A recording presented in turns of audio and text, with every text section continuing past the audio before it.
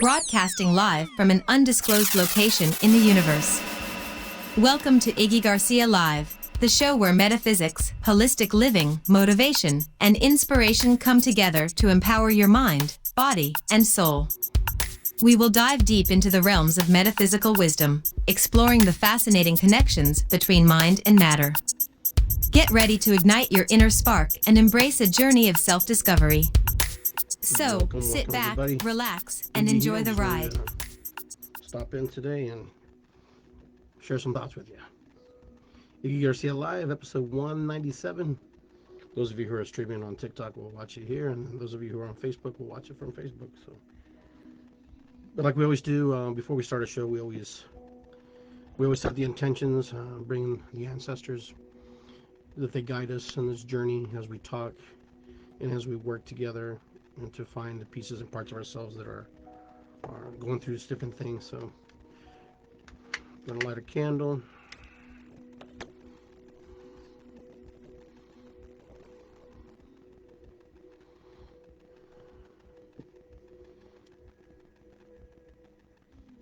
Let's burn the sage, sacred white sage, ceremonial sage. So we're gonna be in ceremony.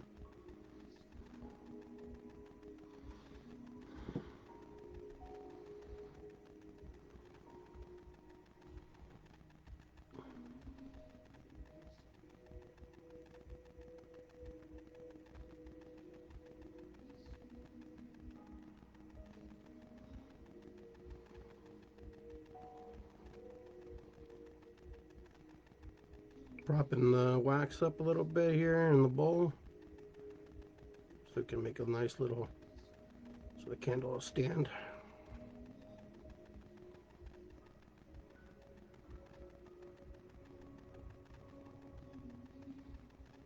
There we go.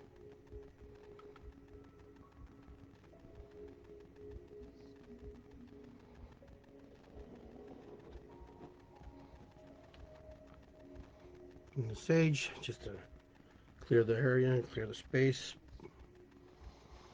We take the smoke into our eyes so we can see all the beautiful things. We take the smoke into our mouth so we can speak all the beautiful things. We take the smoke into our ears so we can hear all the beautiful things. We take the smoke into our heart, into our spirit and soul, so we get one with all the beautiful things in the universe. Giving thanks. Sky Father, Earth Mother, thank you for this opportunity to be able to share, be here with friends and family, be able to share the message that you need to share with us today.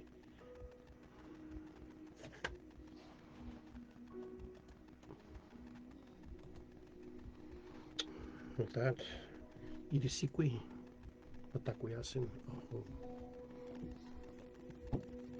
Irisikwi is a Quechua word meaning gratitude, giving thanks. For those of you who don't know me, who've not been on this show before, I am from Peru, South America. I studied Peruvian shamanism, still studying shamanism, because you never stop learning. And through the work I do, I've been doing this for 30 some years. I don't necessarily broadcast it and put it out in the world, but I do my work very quietly, very diligently, without too much hassle. I go out into the world and I drum, I sing, I dance, and I present myself as a human being here, being able to share the gifts that were shared with me by my ancestors, giving thanks to my mom, my dad, for all the work that they put into creating me as a human being. And so today I hope to accomplish is to be able to talk about a little bit about healthy limits and boundaries, and being in the work we do. This is a metaphysical, this is holistic work, so the work that we do is touching people's hearts, spirits, and souls, and bringing back the pieces and parts that have been compromised, and those parts that have been lost through trauma and lost through, self-inflicted wounds, things that have been inflicted by others. The whole thing is, we're here because we're on this journey called life, and this journey that we call life is many branches and many roads and many entanglements and many visits with others and many discarding of friendships and relationships with ourselves and with others that we've met. The illusion is that we are here to suffer. That is not true. The story is not about coming back and trying to get it right. The story is about coming back and to learn from the journey. And from that journey, we learn the pieces and parts that we still have to work on. Now, some of us will come back, some of us won't. Some of us will decide to say, you know what, I've had enough. This is fine. I've given all I can give. And, and that's perfect. That's perfectly fine. But for those who make that commitment to return and to share, we do. So there's a lot of confusion about shamanism. There's shamanism is a broad word. It's a word. It's kind of saying doctor. But when you look into the realm of being a doctor or healer or whatever, in my country we call them curanderos, which means healer. And so healer or doctor just means just a broad brushstroke. But when you go to Western medicine, for example, when you ask somebody what they do for a living, they say they're a doctor. You have to say, well, what kind of doctor are you? And they say, well, I'm a foot doctor, or I am, let's see, heart surgeon, or but you're a doctor. In the metaphysical realms, in the communities that we work in, those of us who are connected, it's the same way. You can't put a label on somebody because they give you a broad stroke and say, well, I'm a shaman. Well, you know what? That's very broad. There's all kinds of shamanism. There's all kinds of cultures. There's all kinds of beliefs. There's all kinds of indoctrinations to the word. And some people don't use shamans. They use the word alchemist. They use the word a healer. They use the word, nothing. Sometimes they don't use anything. They just are. The illusion is, everybody paints a picture in their mind how they project upon what that word means. And that word is very triggering. Excuse me, for some people, is triggering because they conjure up the Hollywood version or the comic book version of what this person or these people look like. You don't even know who a shaman is. A shaman could be walking down the street. You wouldn't even know. You wouldn't even know. You wouldn't even know. But the thing is, when the smoke comes, the shamans appear. And the students will appear as well. So that's how we know. So you have your Siberian shamans, you have your African shamans, you have your Peruvian shamans, you have your North American shamans. Yes, we have shamans here in the United States. For every land has people who work and forage and learn from Mother Earth. There are so many people who put down other people because of their type of shamanism versus, well, I learned from this person, that person. When we start judging people for who they are and where they come from and what they've learned, there are specific people. There are shamans in my country who work specifically with ayahuasca plant medicine, and they're good at it. And there are people in my country who don't work with the plant medicine. They work with the healing components. There are people who in my country don't even use the castings of spells and indoctrinating and stuff. They just do good medicine work. So I want to lay that to rest because there's a lot of people who really want to do this work and they get judged because, oh, where did you get your, shamanism doesn't work like that, my friends. It doesn't work like that. Oh, where did you get your degree in shamanism? Well, I went to the jungle for about 6 months and got buried neck deep, mask on my face, and the ants came and eat me. So that's my point. My point is, when someone says they're a shaman, fine, leave it. You can always say, what type of shaman? What type of shaman are you? What type of healer are you? When you say the word Reiki practitioner, what does that mean? What does massage therapist mean? What does a Wiccan mean? What does that mean? It's the ideology, and the idea that's embedded in our head about what that means. There are some shamans who I know who don't even do ceremony. They just talk and they share through the healing voice of their mouth and the healing voice of their touch. And that's all they do. They don't do anything else. So, but most shamans do, and when in shamanism, we go very deep into the emotional beds of people's hurts and feelings and emotions. Go deep down inside. Why? Because that's where it's at. That's where the trauma's stuck. That's where it's all in there. You know. So when people tell me they're shamans, I embrace that and I trust that, and then they will tell me what kind of shaman they are over the course of the work they do. There are people who use plants. There are people, so I think someone on Facebook said oils. So there's just all kinds of types of healers. The healing modalities of the world are beautiful. Now, I'm going to say this: some healers may be more knowledgeable than others, and I don't want to say they're better or worse. There are just some people who have more experience and have more touch and more faith and concentration on how they, work through their medicine. All people are medicine workers. All people. Because there's nobody here I know who's not tried to heal themselves, who's not tried to work on themselves to do better, to heal the emotional components of themselves. All healing is self healing, but the self healing comes into play when you take the steps. When you take those steps to work on the inside, inner parts of you, your inner child parts, your inner stroked, uh, traumatic, stifled pieces and parts, because they're there. I have them, you have them, we all have them. And sometimes there's not a whole lot we can do but to ride the wave and learn from riding the wave. It's like surfing, right? You get in the water, sometimes you might be that fast learner and you get it the first time. But the majority of us, when we jump on the board, we don't we don't necessarily just go for a ride. We fall off, we get in, we lose the board, we lose track of ourselves. It's like riding a bike. We learn to ride a bike. Some of us get it the first time, but very few don't.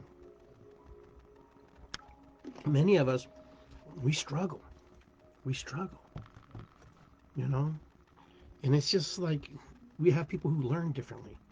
We have people who learn in fashions that are just more adept than others. Some people know math like it's the back of their hand, and they can make it an original computation and they can create it. And there are others who struggle, but they can visualize and create other things. So when you look for healers, when you look for somebody who does this kind of work, it's personality driven to some degree. When I I'm working with somebody, I'm qualifying if I'm the person for them, if I'm going to be able to work with them. We have a sit down, we talk, and we see maybe they didn't really looking for shaman. Maybe they need somebody else to do something else on them and work with them. But so many of us think that we can fix everybody. It could be true. Maybe we can. But I have found that most people get caught up in the stories of their work. In the story that, oh, well, I should be able to do this. It's okay to say, you know what? I will help you find somebody. We will go down that red road together. We will find and we will look and we will see what we can do in order for you to find that healing components and parts of you. And so, that's why I thought it was important to share that, because I see a lot of good people stop doing the work that they do, and they're super gifted. And they're super gifted, and I hate to see them, you know, give up and quit because somebody else had their illusions and projections of what they thought something was. And it's like in anything we do, right? We always allow people sometimes to dictate because we have rapport with them or they think they have rapport with us. And so we think that, they must know more than I do. They must know something that I don't know. But sometimes you have to remember, not everybody is qualified to give you the proper answers. So I'm always a big proponent. When you want to ask somebody a question, ask them how they feel about it versus what they think about it. It's two different trains of thought. A feeling and a thought are two different things. Your feelings are invested in your thoughts, or the logical brain trying to figure out and to try to give you an answer. But your heart will always and your mind will always combine and work together. Well, I feel like you should try to keep going at it. So what do you think? Well, I think maybe you might want to like practice more. Or you might need to, you get the answers when you give them a loaded question, you give them something to respond with. However, how we share our message to people, sometimes we sort of serve ourselves because we set ourselves up for them to give us the answers that we really want to hear. But that's learning. That's how we learn. A good teacher told me that. Never ask them what they think, because they're not qualified to think that. They're only qualified to feel the emotions that they feel for you. We all project onto everybody. We all do. We all judge. We all look. We see something, I don't like that. We do that. It's human nature. It's human nature to experience another human being through the filter systems of our eyes and so our feelings and our emotions. The way you judge if you like somebody or not is how they make you feel, not necessarily how much they make you think. You don't really think, I wonder how that person makes me think. No, how they make you feel energetically. Your first feelings are, how do these people make me feel? It's like, what am I feeling? What's going on? What is stirring in me when this human being sits next to me or stands next to me? Because the illusion is that we have to embrace everybody and love everybody. We have to meet people where they're at. We have to understand that not everybody is going to meet you where you're at.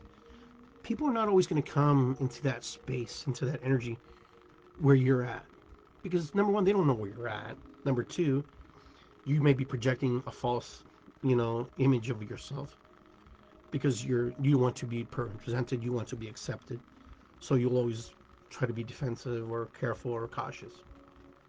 So this is why I wanted to get into this topic, because it's very important to understand that we as human beings, okay, we see and we digest and we turn and we look at the world and we see the world and we go, that's evil, that's bad, that's no good, that is, something's wrong. Why? Because because we've set standards and rules and ideologies that we are going to follow a certain pattern of behavior. We're going to follow this pattern of behavior, meaning that we will not allow these kind of things to happen, or we will defend these things from not happening. Because that's what humans do. Humans try to protect their intersectum of themselves and the intersectum of the people around them that they care about. You defend your friends and your family as to the best of your ability. You protect them even to a fault sometimes. And sometimes, you know, it doesn't reciprocate back to you. And this is when these emotions and these feelings draw up. I've given everything to my family, and my family doesn't see me that way. Why? It's because you're putting expectations on people who don't have the same thinking you do. Because if you're in the shamanic realms of thinking, or the holistic or metaphysical modalities of thinking, and your family is not, your spouse or your brothers, your sister, you can't. They're going to only accept you as far as they know you, as far as they have engaged you throughout their lives. They remember. Oh yeah, I remember Iggy when he was Nacho. I remember Iggy when he was Ignacio. We will always remember people from the vantage points of how we experience them. We can only experience other people's feelings and emotions that are projected onto us, or we project onto them. It's all projections. This person makes me feel good. Why does that person make you feel good? You ever ask yourself that?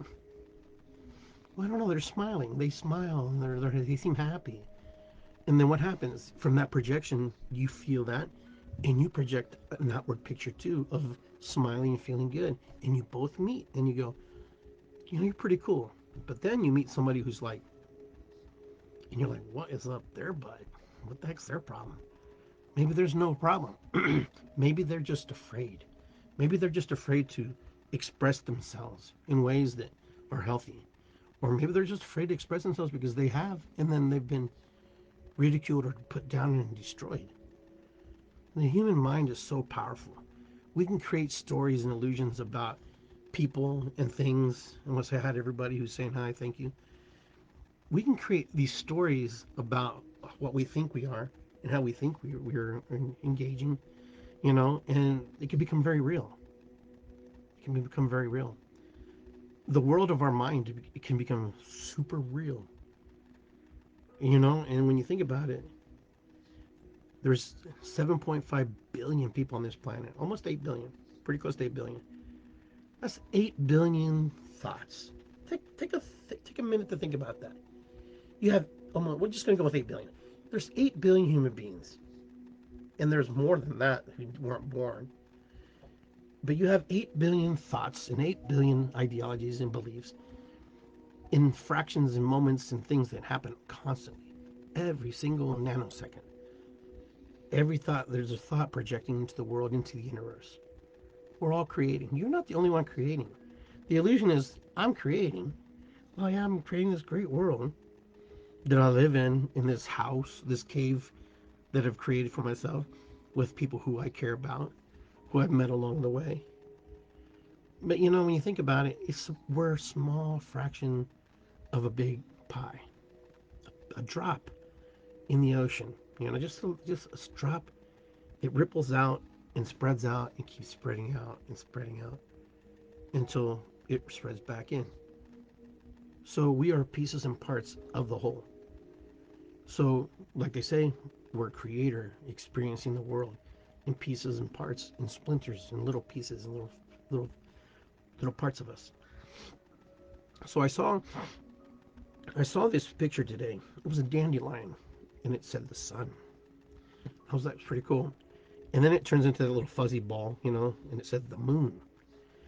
And then when the wind catches it and spreads the seeds, it's the stars, star seeds. So everything in the universe, everything that we know is living or we perceive as living has a high calling to do what it's supposed to do. The dandelion knows it lives for a short period of time, but you know, but it comes out, it grows, and then it becomes that big fuzzy ball of seeds, and then those seeds get propelled out to the universe, and then the shaft dies, and then it goes back into the ground and fertilizes the earth where it ends, and it'll come back again next year. We're like that too, but our cycles are through the through the seasons. Spring now we're like really right now we're like really amped up. I don't want to say hi to everybody. Don't want to think I'm ignoring you, but you know, think about who we are. When spring comes, we get really excited. We get really energized. We get really in a powerful place. Our feelings, our emotions, and everything is just in good rhythm, and we're really happy. You know, when the sun's shining, we've had a lot of sun here in Columbus, Ohio. We haven't had much rain. We're gonna get some rain tomorrow. But you know what? If it rains a few days, we're good. If it goes beyond a few days, it starts to affect our feelings and our emotions. It starts to feel. But what we didn't realize, and you may believe me and you may not, is we create the rains that come. In the conscious group, the conscious collective says it's pretty hot and my plants need some rain. Because that's how the ancestors used to pray. They didn't like say, they just said we need rain. Rain, come. And it was just like that. It was that simple. We complicate things. We complicate things and we're playing or dancing, you know, but that happens. And then we create machines that create clouds and it makes rain. But the cool thing about it is we are in connection. We're disconnected and not connected to Mother Earth all at the same time. So Mother Earth is, you know, always in constant communication with us because she's in constant communication with your ancestors. Your ancestors have returned back to the ground, back to the soil, back to the Sky Father. So there's always a communication. Our job is to create healthy limits and boundaries with her. To create healthy limits and boundaries with her is to create healthy limits and boundaries with ourselves. Honoring and respecting her because her gifts to us are so powerful in the things that she gives us. You know, we have air on this planet. We have water. You know, we have plants. We have food. This planet is very self-sustaining. Even if we didn't drive cars and we didn't do it, the planet gives life. It has healthy limits and boundaries for us. It knows what we need. Now, the thing is, we're kind of out of balance right now. I want to say kind of. I think we're a lot out of balance. You know, because number one, there's a lot of us. But, you know, if there's a lot of us, we should have more solutions. But we don't have more solutions because we have more complications because we put too much stress, too much energy on the few to maintain the whole. And when the whole is conflicted with the few, we get all kinds of crazy stuff happen. You can see that all around the world. You can see what happens when the masses yell and scream, and the macro gets big, and then the micro gets nervous. You know, then that's what happens. We have these issues. But Mother Earth is the same way. She's always checking. She's always doing the checks and balances with us. You know, she'll give us rain. She'll give us storms. She'll give us earthquakes. She'll give us tsunamis. She'll give us, volcanoes, because she also is a living sentient being, creating her healthy limits and boundaries with us. We have to be in communicate with her and know how to do with her. I'm not saying we have to go sacrifice human beings like we did in the old days, because that's the way religiously, orthodoxly, and that's how they felt. That's how they were communicating with spirit. But we know that's not true, and that's really true. There's different ways to give back to the earth without sacrificing, without stripping it to its no end. But as we advance, we want to become smarter. We want to become more dominating. We want to be the superior being on the planet. We've proven that we can do that. We've proven. But, one little microorganism can wipe us all out in 2 seconds. We've seen that over time. We've seen that, just in the last 3 or 4 years, how vulnerable human beings really are because of us not having healthy limits and boundaries with ourselves, with our societies, with our people, with our communities, with our villages, with our Mother Earth, with our Sky Fathers, and with the things that we produce in the indoctrination of money, indoctrination of government, and all these different things. Because they all play a part. They all play a part. We're all forced to participate. You participate regardless if you don't. If you buy water, if you live on the land, and if you farm it, and you have seeds, even if you don't even go to the store, we all participate on Mother Earth. We all do. There's not one of us who doesn't participate. So, but the thing is, our biggest participation factors are with other people. How do we get along with others? Well, that's a good question, because sometimes we don't get along with everybody.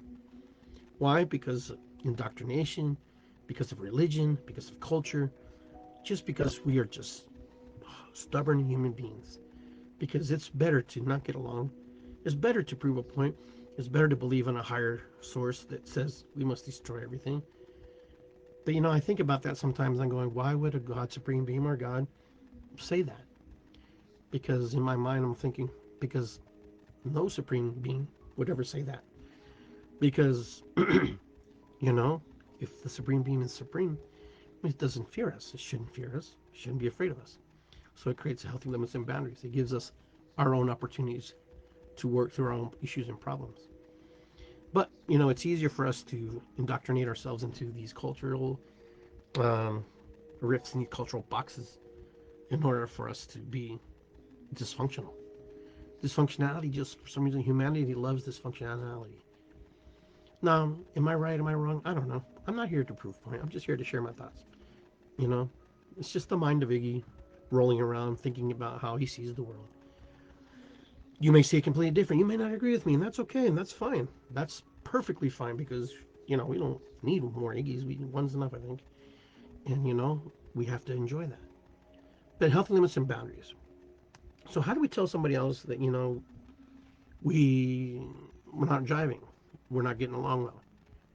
Well, most of us pussyfoot around and just kind of like, oh well, yeah, yeah, sure, call me, yeah, no problem. And talking to your friend, man, I don't want to do anything with that person. It's better to be honest with people and upfront with people. Say, hey, listen, it's not you, it's me, because it's always you. It's always you. Hey, that person, it's you. If you don't like somebody, be honest with them. Hey, listen, it's not that I don't like you. The pieces and parts of me that resonate, that don't resonate with you, don't resonate. And I just can't find that space where I can let you in. Because you're protecting. You create these boundaries. And it's important to be honest with people. Yeah, it's painful. Yeah, you may be alone for a little bit, but you'll find your people. But here's the thing: there are no perfect people. There are no perfect people. There are just people who you just don't want to be with. And it's okay to say, hey, listen, I don't think we're going to work. Not because you, is me. I'm projecting onto you these emotions, these feelings that I don't understand why, but your behavior is triggering me. Your looks are triggering me. Your feelings are triggering me. The way you sound triggers me. There's a lot of reasons why things do that. Because nature, Mother Nature, believe it or not, she has a selective order of how things work. Certain dominant species will always breed with the stronger part of the species. And here, there's no difference with the humans. We always look for the most beautiful person, right? In most animal kingdoms, the female is the animal that's most plain, and the male is the most beautiful and colorful and full of plumage and roughage and fur or whatever. But when you look in the human race, usually the males usually don't wear makeup. Usually, I'm just gonna say usually, but the females in our culture usually wear a lot of makeup in order to attract, uh, you know, a suitor. It's kind of a difference. I've noticed that. It's just my noticing through the 57 years of my life that I've been able to discern that. So, there's a part of us that is already innately there's something innately built into us to keep healthy limits and boundaries with people that don't resonate with us. There's this just protective thing inside of us. Now, because most of us get along with everybody. Most of us can just say hi and good. But we learn because we go from where we come from. We learn from who taught us. We learn from the people who show us. We learn from all the people who have given us, the path, the road. And most of those people are your parents. Your first indoctrination, for those of you who have parents, are usually the first people to teach you things are your parents. Your parents are usually the ones who teach you the patterns of behavior, how to treat others, how to look at others. Later in life, you get to decide if you keep pieces and parts of that or if you just eliminate that all altogether and you try to be different from them. Now, it's not easy. It's not easy because when you're living and you're constantly being bombarded and you're constantly feeling the emotions that others are throwing upon you, you behave in a certain way. You act a certain way. And there's not a whole lot you can do about it. But, creating healthy limits and boundaries with people, also letting people know that your no means no and your yes means yes, and your maybes mean maybe, are vitally important for your happiness and your joy. I'm not saying you have to be a total butthole about it, how you approach people, but I think people are more receptive if you're like upfront with them. You might find out later that hey, I was wrong. Maybe I need to engage people differently.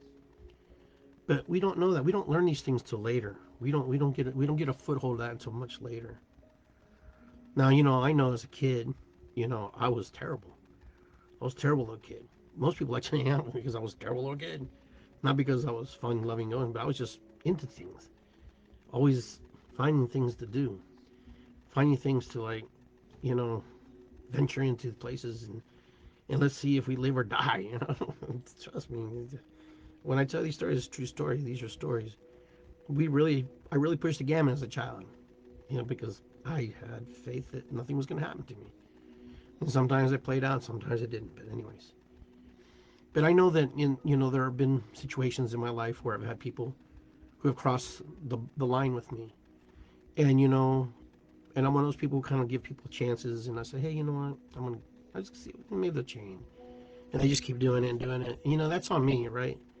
If I let them do it again, there's a point where you have to be the one that says, listen, I can't be allowing this to happen anymore. We make that decision. It's either early or later. It's going to happen because people just love to test the waters. We are just that way. We love to test the waters. So how do you know if you're having good relationships with people?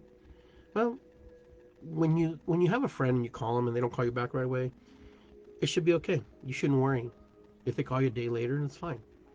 If you expect your friend to call you, because see, here's the thing: so many people have their own lives, man. This is what people forget. People have their own lives. People are generally trying to live their own personal life and trying to navigate their own personal life because it's important for them. And it's important for them to navigate those waters and try to figure out who they are. It's not that they don't want to be with you or hang out with you or be with you. It's great when you're all together. My dad told me a very valuable lesson one time. He goes, I told my dad, it's like, I invite my brothers and sisters here and there. I tell them to come. They don't invite me to anything, you know. And I was making it about me, because I was like, it was more about me than them, right? And he goes, Hito, it's not that they don't love you, it's not they don't care about you, it's not that you're not in their minds or whatever. They have their own lives, they have their own ideas, their own beliefs, and their own ship to navigate, their own heart to find, their own wounds to heal. And when they find that, maybe they'll call you. But they know that you're big brother. They understand that. It's not that they don't want to be with you. It's just they are where they need to be. And they just need to be there. And when they're ready to move out of that space, they will, and they may not. But you know what? You live your life. Do the things that are important to you. Meet the people you want to meet. Go out and make yourself presentable.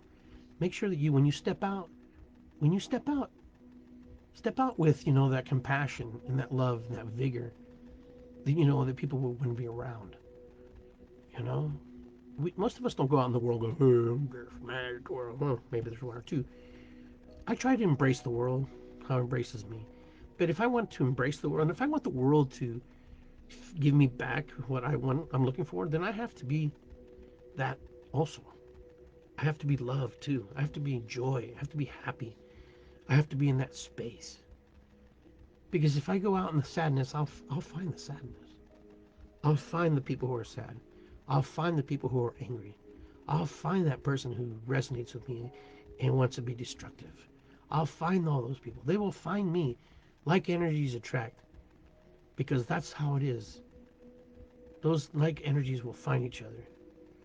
And when you look at your life, ask yourself, look at your life. Look at your life. Who's in your life? What people are in your life? When you are you able to call somebody when you lock your keys in your door of your car and you can't get in, and your phone's in there too, and you have to borrow someone's phone to call your friend, and hopefully you remember their number because it's programmed on your phone, and they show up and they bring your keys from your house. Those are friends. That's somebody who's either a friend or somebody who is attempting to do better in their life. But most people who love you and care about you don't even hesitate. They don't even blink about it. They just go and they do it. They become your advocate. They support of you. Are you like that? Would you do that? Let me know in the comments if you would do that for your friends. Would you step in and help somebody if they called you?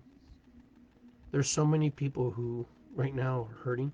So many people who are, willing to step out of this world because it's too much. My sister stepped out of this world because it was too much. Was I there for her? I tried to be. I tried to be present for her. I know in the end she had to make her final decision for herself. But I know one thing.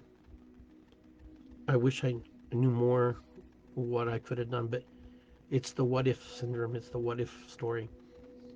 All I know is that I have some moments with her and I had some peace knowing that. And last week, for the first time since she died 2 years ago, I cried for the first time. Because I'll tell you, I was very angry with her for taking her life. I was very disappointed. I don't know. It was all about me. It was all about my story. How, I projected onto her all the anger things because she had the courage to do something that was very painful to her, and I wouldn't be able to do that. And I don't know. I felt like I didn't feel worthy of her, that I could help her. And you know what?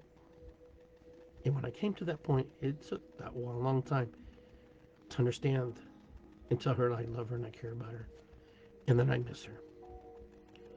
I even got COVID after that 2 years ago when after she died. My immune system dropped. I was grieving her in ways that were unhealthy, that I hurt my own body in the sense of getting sick and my immune system dropping.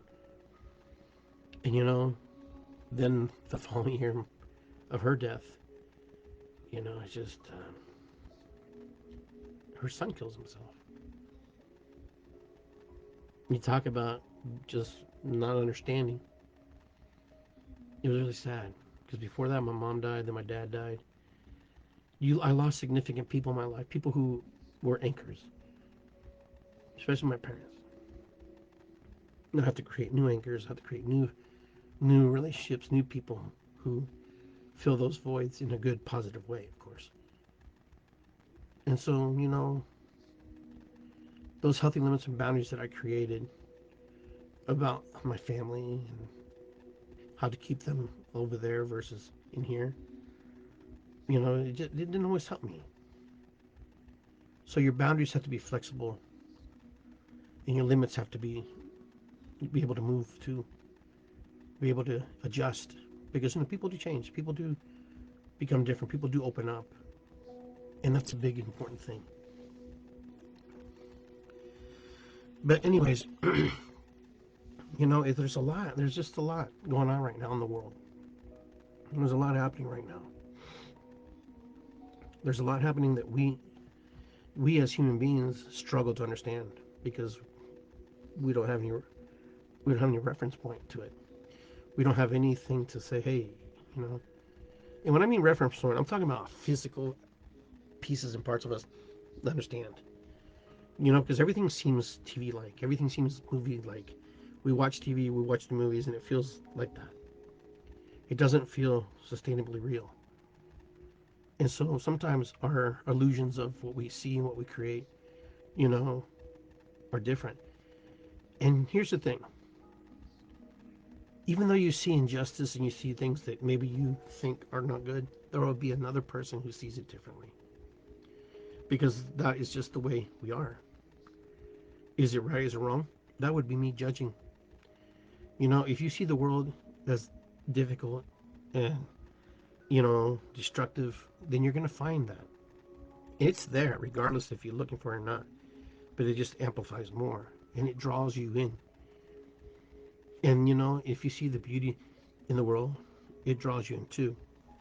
But what happens is those who are angry and frustrated, they see the anger in the world and they discount, they get mean to some of the people who see the beauty in the world. Because they say, how can you be so happy and joyful when the world is just a fuckery? Well, I understand that it's a mess, but it doesn't mean I have to be a mess with it. It doesn't mean I have to flow down the river with it. I understand that there's problems. I understand that the world's a mess. I know that there's things happening. That's why I'm creating healthy limits and boundaries about the feelings and the emotions that I put into things. What's my limit? What's my boundary? When I see something that I don't think is fair, or when I see something where I think it's great, some people see one thing beautiful one way, and then another group sees it as not so good, or a stifling tool for others. It's just, this is the thing about humanity. We're just able to do and decipher and tailor and make things to our liking or disliking very quickly and very fast. Yeah, I mean, that's what we do. Human beings are notoriously good at that.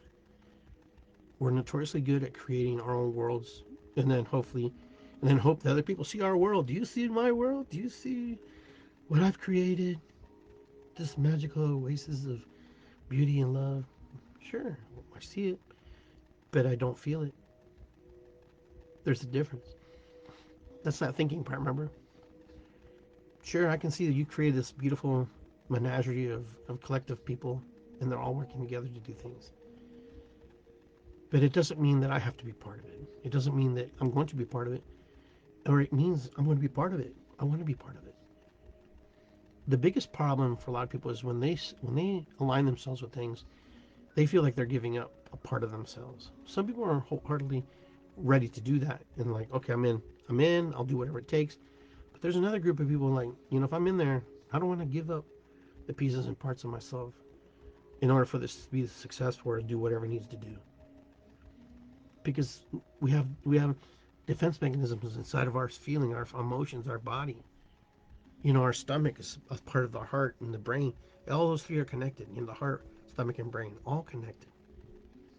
We're constantly dancing like this, going that heart energy, stomach energy. Some people say your stomach is just another brain.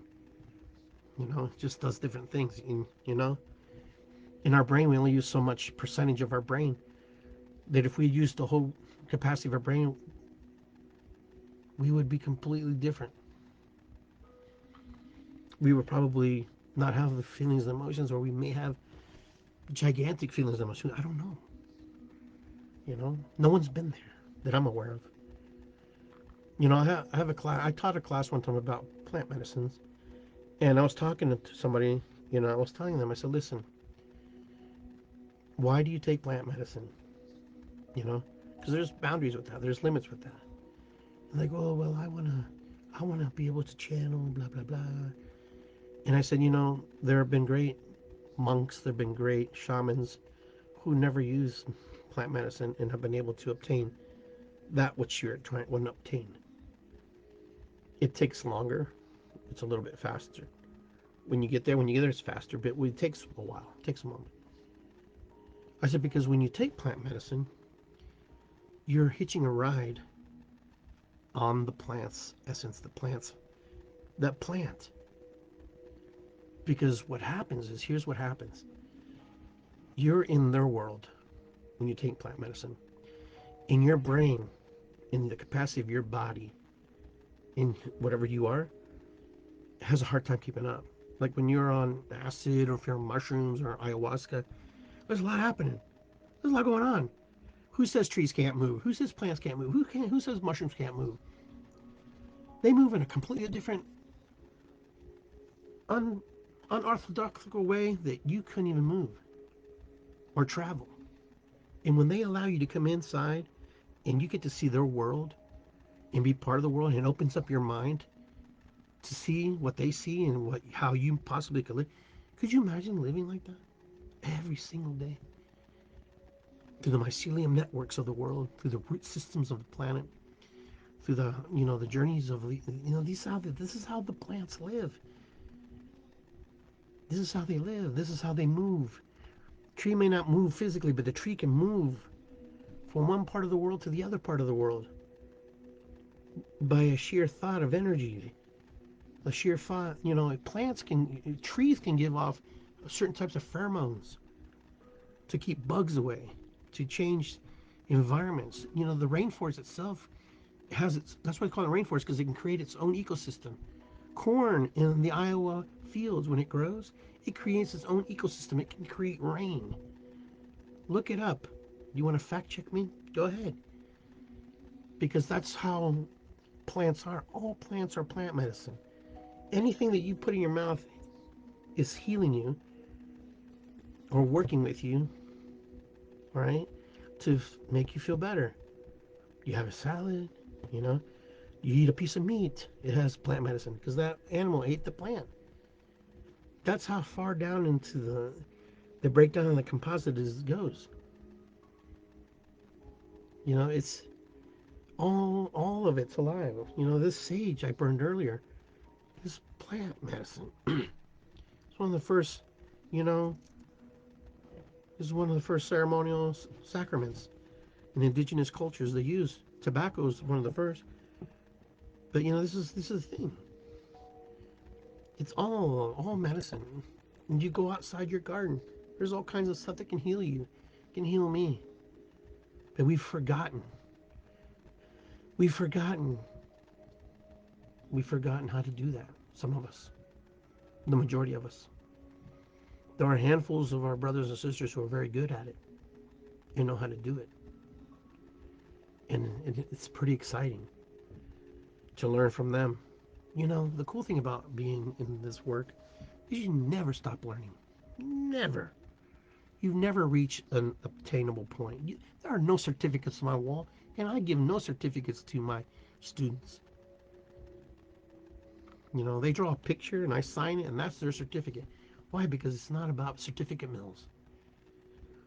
Shamanism is living the life, living the way, being on the path, floating through the path, doing the things you're supposed to do, being right with nature, being right with others, being right with yourself. When we're not right with ourselves, we sometimes take it out on other people. directly, indirectly, it doesn't matter. We do. When we're angry, we say some choice words sometimes to people we love and care about, thinking that they're going to forget. No, they don't forget. They never forget. It just becomes part of the memory bank. Deep down in the subconscious, it goes in there. I tell you, folks, you have to be on it. You have to be like understanding that it's super, super important when we create healthy limits boundaries for ourselves, because those boundaries have to be flexible too. There's so many of us that we create boundaries that we just keep everybody out, and then we find ourselves alone. Then we wonder, why isn't my life better? Why isn't my life blah blah blah? So, but if you guys have any questions, or if anybody wants to come on and talk with me, that's cool. That's no problem. But I'll wrap it up here in a little bit. But I'm doing drum circles this coming week. I have one on Saturday at 7 p.m. at Zendoa in Bell Fountain, Ohio. Those of you who live near that, the Logan County, Union County area, come to Zendoa and drum with us for about a couple hours. And then I'll be back in Columbus in Gahanna Library at 2 p.m. Okay, we're gonna be doing a grief drumming. It's about honoring the grief and those we've lost through death or through feelings and emotions. It's about grieving the loss. And then then we'll gear up on the 11th. We'll be back in Columbus doing a drum circle at Griggs Reservoir.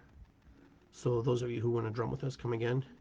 So if you go to iggygarcia.com, you can go to the events, hit the events, and you can see all the drummings that I'll be doing and all the events that I'll be doing and where I'll be. You can check on Facebook as well if you are friends on Facebook. But the cool thing is just to be connected. Be connected with Mother Earth. Be connected to the land. Be connected to others. Understand that others are suffering too. Others are going through things. I'm not saying you have to forget about what you're feeling and what your emotions are, but know that others are going through a struggle. And others don't have healthy limits and boundaries. They just don't know how to do them. No one's ever taught them. No one's ever taken time to, show them. Why? Why? I don't know. That's just how it is. But in this work, it's a very spiritual work. You're very connected to the elements. You're very connected to God. You're very connected to Mother. You're connected to a lot of things. In the work I do, everything's alive. There's nothing that does not have purpose. Everything is just a reconstitution of energy creating itself into something else. This crayon was something else. It became something else. This used to be a plant. It turned into a sage stick, The bowl is a piece of sandstone that broke off a bigger rock over time. There's nothing in your life that is not symbolic of something.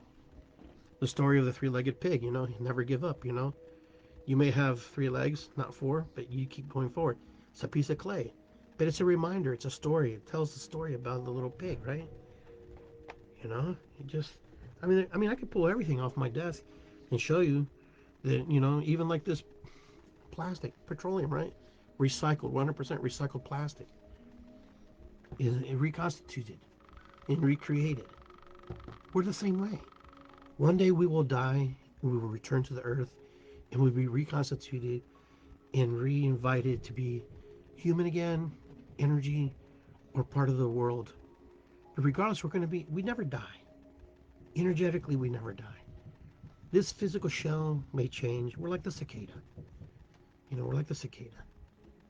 The cicada buries itself for 17 years in the ground, some 7, and it stays there for a long period of time, going through its metamorphosis and change.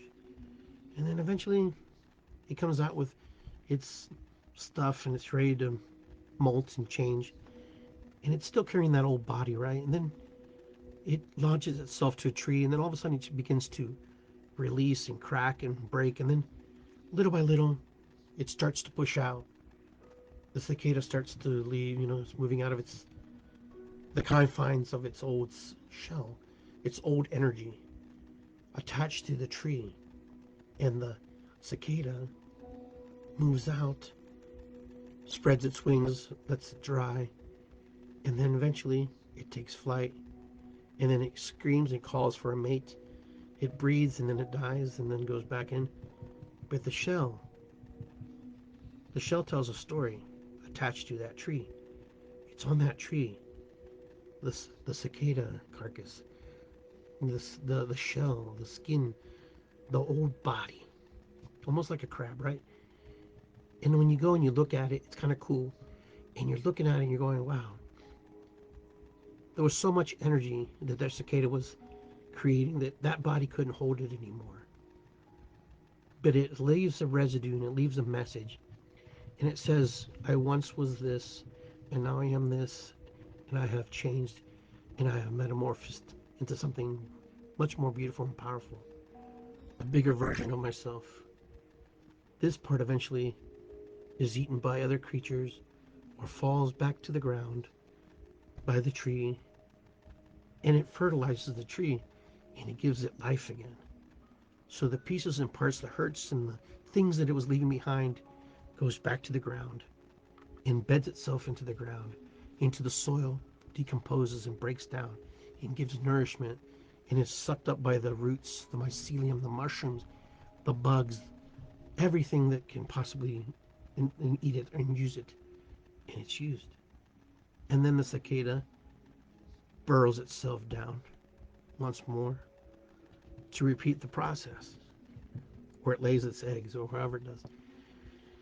But it's a fascinating story, kind of like the butterfly almost, but very interesting though. But I want to say, thank you everybody for being here with me, taking time and opportunity to share. I'll try to do more shows on TikTok. I usually do them on YouTube or Facebook. If you like what you heard, please throw me some hearts. Let me know. Give me a thumbs up, whatever. Let me know if you want me to come back and share more of my thoughts about the work I do and how Iggy Garcia, the mind of Iggy, sees the world. I know you guys watch some of my things online there, and it was kind of my playground. But you know, life is very beautiful, very precious, and it's a gift. Every day that we are able to wake up and take a deep breath and look at the sun coming through our windows is a blessing. It's a blessing to say, wow, thanks. I'm back. As you journey through your dream state or your other world that you actually live in. Either way, that's for another story. That's for another time. Well, my friends, you take care of yourselves. Be well. Visit me on Instagram. Visit me on YouTube. Subscribe on YouTube. Here on TikTok. Subscribe if you haven't subscribed. Friend me on Facebook. Anyways, like I said, I'm also at iggygarcia.com. And if you want a session with me, just let me know. Drop me a line on my email address there, and let me know. Let me know if we're able to travel and learn from one another, from each other. With that, I just want to say thank you very much, everybody. In my country, in Quechua, in the Quechua language, we say "irisiqui." Irisiqui means gratitude, to be grateful. So, irisiqui aho matakuyasin. It's good to be here. Ho'oponopono. What is above is below. All those little things that we say to just be honoring and share. Giving thanks to our ancestors today for sharing with us and being with us. Thank you for the opportunities to, be able to have this voice today and to be able to share.